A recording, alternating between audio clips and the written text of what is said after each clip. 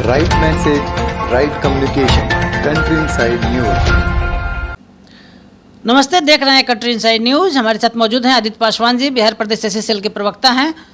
बिहार राज्य के विकास का दावा सरकार के द्वारा किया जाता है, लेकिन बिहार सबसे पिछड़ा हुआ राज्य है। हम आदित्य पासवान जी से समझते हैं, नीति आयोग ने जो रिपोर्ट जारी किया है, इस पर आपकी क्या राय है? जी धन्यवाद। देखिए, ये बड़ी ही शर्म और दुख की बात है कि एक सरकार यहाँ पे पिछले 17 वर्षों से है और 17 वर्ष होने के बाद भी आज जो नीति आयोग का रिपोर्ट आया है जिसमें कि कहा गया है कि बिहार में 51% लोग गरीब हैं। तो मतलब पिछले 17 सालों में आप बिहार को कहाँ ले आए, ये समझ से परे है शायद। क्योंकि हम रोज़ देखते हैं कि बिहार में माननीय मुख्यमंत्री जी के द्वारा या उनके दल के द्वारा या जितने भी वरीय उनके मंत्री हैं, लीडर्स हैं, वो कहते हैं बिहार में विकास है।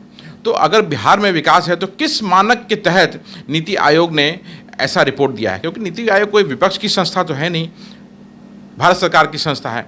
तो इस पे मैं अपनी पार्टी की ओर से ये एक जवाब उनसे चाहूँगा कि इस पे एक जवाब दें कि ऐसा क्यों है। प्लस थोड़ा सा मैं उनको सलाह भी देना चाहूँगा कि इसको ठीक कर सकते हैं बहुत सारे स्टेप्स लेकर के। उद्योगीकरण इसमें को बढ़ावा दे करके, क्या है बिहार को एक वरदान मिला हुआ है कि हमें गंगा, कोसी, गंडक जैसी नदियों का चारों तरफ से घिरे हुए हैं हम लोग, और बिहार की लैंड बहुत फर्टाइल है। तो कृषि आधारित क्षेत्र में बिहार एक बहुत बड़ा नाम कर सकता था, लेकिन जो नहीं किया अभी तक।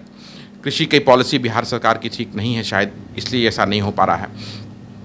छोटे उद्योगों को बढ़ावा नहीं मिल रहा है। बड़े उद्योगों के लिए माननीय मंत्री शहनवाज जी पूरे देश में घूम करके कंपनियों को बुला रहे हैं, लेकिन कोई आता तो दिख नहीं रहा है।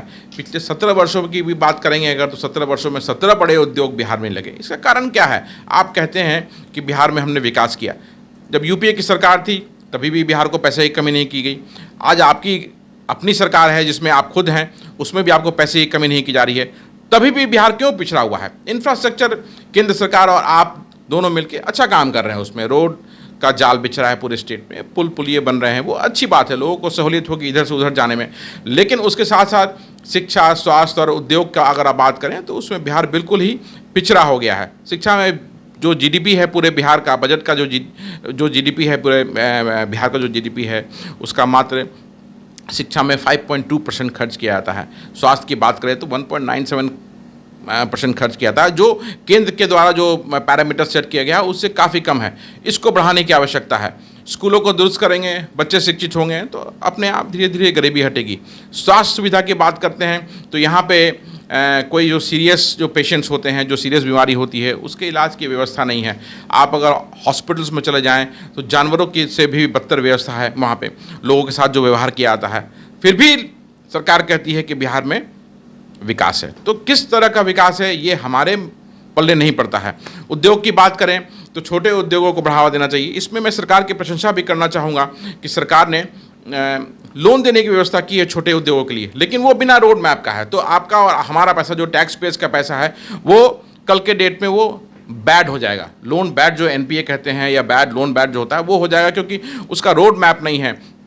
सरकार अगर छोटे उद्योगों को स्थापित करने के लिए अगर पैसा दे रही है तो उसके लिए उसकी प्रॉपर ट्रेनिंग होनी चाहिए।